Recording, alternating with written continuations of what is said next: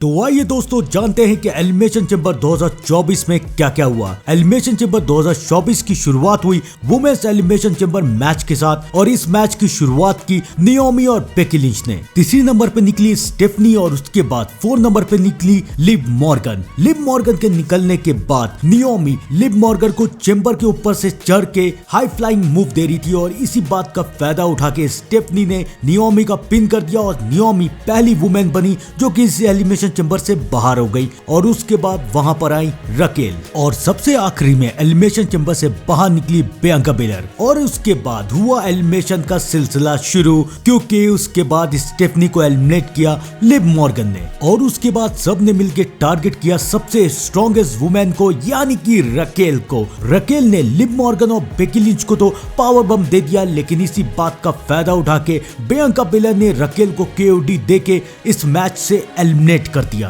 आखिर बची थी बियांका बेलर, लिव मॉर्गन और बेकी लिंच। बियांका बेलर ने बेकी लिंच को केओडी देने की कोशिश की, बेकी लिंच बच गई, लेकिन लिव मॉर्गन ने फंसा के बियांका बेलर का पिन कर दिया। और उसके बाद बेकी लिंच ने मौके का फायदा उठा के लिव मॉर्गन को मैन हैंडलिंग स्लैम दिया और लिव मॉर्गन को एलिमिनेट करके इस मैच की विनर बन गई। यानी कि अब बेकी लिंच रेसलमेनिया 40 में रिया रिप्ले को वुमेन्स टाइटल के लिए चैलेंज करेंगी। नेक्स्ट मैच हुआ अनडिस्प्यूटेड टैग टीम टाइटल के लिए द जजमेंट डे वर्सेस पीट ड्यून और टायलर ब्रीज के बीच में। इस मैच की शुरुआत में डोमिनिक ने अपनी टीम जजमेंट डे का इंट्रो देने की कोशिश की, लेकिन इसी बात का फायदा उठा के टायलर ब्रीज और पीट ड्यून ने जजमेंट डे के ऊपर अटैक कर दिया। इस मैच में पीट ड्यून की टीम जीतने ही वाली थी कि तभी डोमिनिक मिस्टेरियो ने चीटिंग कर दी, लेकिन उनकी ये चीटिंग रेफरी से छुप नहीं पाई और रेफरी ने डोमिनिक को इस मैच से बाहर कर दिया। फिर भी मैच के आखिर में डेमियन प्रिंस ने पीट ड्यून और टायलर ब्रीज को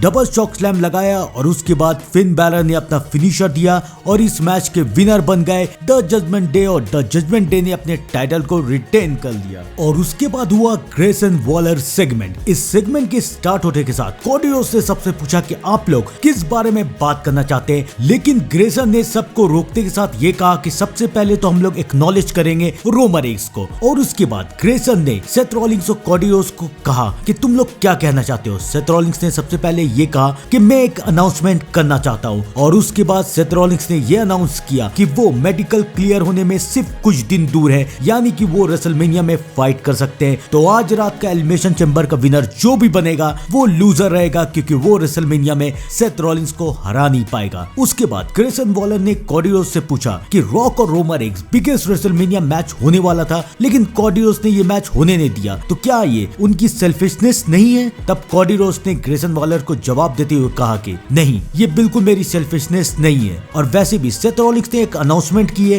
तो एक अनाउंसमेंट मैं भी करना चाहता हूँ। कोडी रोड्स ने कहा कि द रॉक ने मुझे थप्पड़ मारा था और रेसलमेनिया 40 के बाद मैं रोमन रेंस से फ्री हो जाऊंगा और अब मैं रॉक को चैलेंज करता हूँ कि रेसलमेनिया 40 के बाद मैं तुमसे 1-on-1 मैच करूंगा। कोडी रोड्स के इस अनाउंसमेंट के बाद सेथ रॉलिंग्स कोडी रोड्स का सपोर्ट करते हैं और कहते हैं कि मैं तुम्हारी इस अनाउंसमेंट की काफी तारीफ करता हूँ, लेकिन तुम्हें ये पता होना चाहिए कि जब ब्लड लाइन की बात आती है तो वहाँ कोई 1-on-1 मैच नहीं होता है, क्योंकि पूरे के पूरे ब्लड लाइन मेंबर एक मैच में जुट जाते हैं। तो इसलिए जब तुम रोमन रेंस को और रॉक को फेस करोगे तो मैं तुम्हारा साथ दूंगा। इससे पहले कोडी रोड्स और सेथ रॉलिंग्स और भी कुछ बोल पाते, ऑस्टिन थ्योरी वहां पर आ गए और ऑस्टिन थ्योरी ने रॉक के डायलॉग्स बोलना शुरू कर दिया। कोडी रोड्स ने बोला कि तुम अच्छे डायलॉग्स बोल रहे हो, ऐसा करो अपनी जैकेट उतारो और रॉक की तरह बोल के दिखाओ। ऑस्टिन थ्योरी ने कोशिश की और उसी वक्त सेथ रॉलिंग्स और कोडी रोड्स ने ऑस्टिन थ्योरी के ऊपर अटैक कर दिया। तो दोस्तों ये ऑफिशियल हो गया है कि रेसलमेनिया 40 के बाद कोडी रोड्स चैलेंज करेंगे द रॉक को। तो आइए दोस्तों अब हम लोग जानते हैं कि मेंस एलिमिनेशन चैम्बर 2024 का रिजल्ट क्या होगा, इस मैच के विनर कौन बनेंगे। आइए मैं आपको बताता हूं, क्योंकि इस मैच में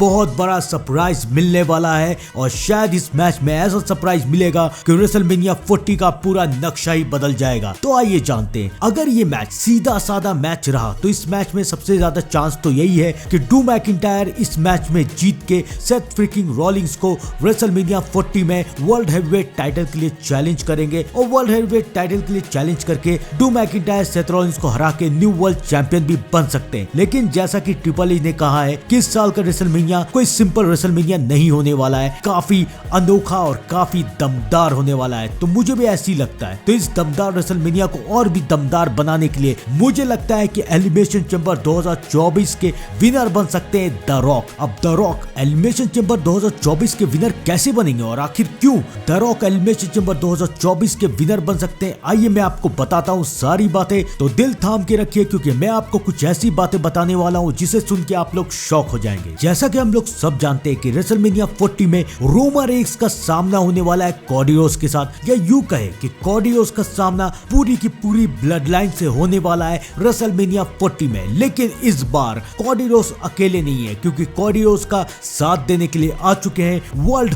heavyweight champion Seth fricking Rawlings. और सेथ रॉलिंग्स ने खुल्लम खुल्ला बोल दिया है कि वो कॉडी रोड्स का साथ देंगे और कॉडी रोड्स को इतनी मदद करेंगे कि कॉडी रोड्स रोमन रेंस और पूरी ब्लड लाइन को हरा के रेसलमेनिया 40 में न्यू चैंपियन बन सके। सेथ रॉलिंग्स ने कह दिया है कि वो रोमन रेंस और रॉक दोनों के खिलाफ है। अब इतनी बातें बोलने के बाद रॉक सेथ रॉलिंग्स को ऐसे खुला तो नहीं छोड़ेंगे। और अब हम लोग सब जानते हैं कि द रॉक अथॉरिटी बन चुके हैं, यानी कि द रॉक जो उनके हाथ में वो सब कुछ करेंगे अपने दुश्मनों को नीचा दिखाने के लिए। तो मुझे लगता है कि द रॉक एलिमिनेशन चैम्बर 2024 में एंटर कर सकते हैं और एलिमिनेशन चैम्बर 2024 के विनर भी बन सकते हैं, क्योंकि विनर बनने के बाद द रॉक चैलेंज करेंगे सेथ फ्रिकिंग रॉलिंग्स को रेसलमेनिया 40 में वर्ल्ड हैवीवेट टाइटल के लिए। अगर ऐसा होता है तो उसके बाद फिर Seth Rawlings, rock, Roman Reigns और कॉडी रोड्स की दुश्मनी काफी अच्छी चलेगी और इनका सेगमेंट भी काफी अच्छा चलेगा। वरना आप ही सोचिए, सेथ रॉलिंग्स यहाँ कॉडी रोड्स का साथ दे रहे हैं, ब्लड लाइन से दुश्मनी कर रहे हैं और दूसरी तरफ ड्रू मैकिंटायर उन्हें रेसलमेनिया 40 के लिए चैलेंज कर रहे हैं। अगर ये होता है तो उसके बाद ड्रू मैकिंटायर और सेथ रॉलिंग्स की स्टोरी लाइन